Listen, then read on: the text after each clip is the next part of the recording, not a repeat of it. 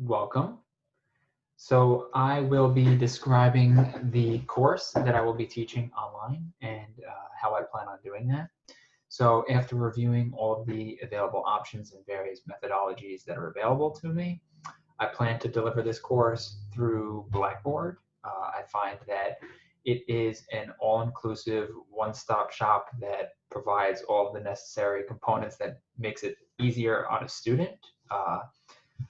So another decision that I think is very effective based on my experience this past semester is to use an asynchronous component with a synchronous component. So we have scheduled weekly modules where I will actually deliver it to the class live in a synchronous manner using Blackboard Collaborate Ultra. I will also record these and turn it into a YouTube video so that any student that is unable to attend the synchronous component can also watch it. I will provide them with the link after each session. And students that do participate can go back and rewatch it. So those will remain available for each student throughout the entire course. Let me just share my screen.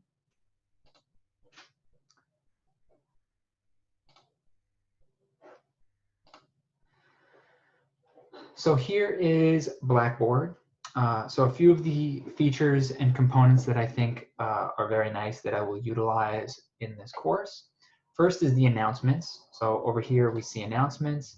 Each week I can create an announcement, or for each module or for whatever the topic is that's coming up, I can create an announcement weekly. And this will give the course the information that they need for that week. So this is what I just did this semester in one course. Final exam notes, when it is, how to access it. Told them that I gave them notes. And then also each week, these are the YouTube video links that I provided of the recorded session. The next area is tests and quizzes. So I can actually create all the tests and quizzes according to the schedule that's listed on the syllabus, and the students can take it right through Blackboard. It will also grade it, or I can grade it through Blackboard, and the grades will show up in their grade center. So they will have feedback fairly quickly after taking the exam or the quiz on their grades. The other area that I like is assignments. So I can give them a project in the assignments, or whatever the assignment is. If they have to do a presentation or project or paper, they can read about the project, and then I can create a folder for them to submit it with the guidelines for that project. The next area that I think is useful that I will use is course materials. So I could post all of the materials for the semester under this section over here. They have easy access to it.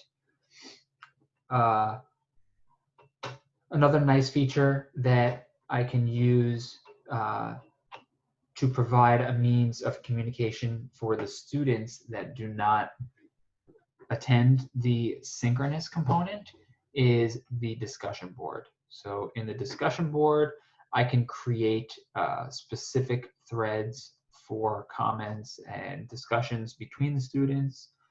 In some classes, I have actually given students grades based on this, so that's something that can be done. But they could talk to each other, talk to me. I can have them comment on each other's work here. So overall, I think that Blackboard will be the method that I use. Here is Blackboard Collaborate Ultra. So in Blackboard Collaborate Ultra, each week I can do it right here. So name the day of the class. I would set the time. I have all the options here. So this would be a 1 hour class that I'm setting right now. Students usually log in. I always log in early, let students ask me questions, and then that class is available for the students at that time.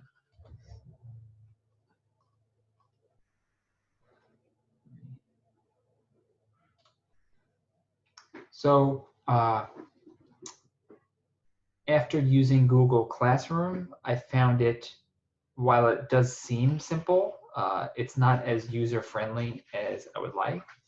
I don't know if it's because I have experience with Blackboard and it is just very different. So it was making Google Classroom more difficult for me. A few other of my colleagues that I spoke with also had a little difficulty with Google Classroom. I don't know why the interface seems difficult to me. I gave it an attempt, but Blackboard, I think, is the modality that I will use. So thank you and goodbye.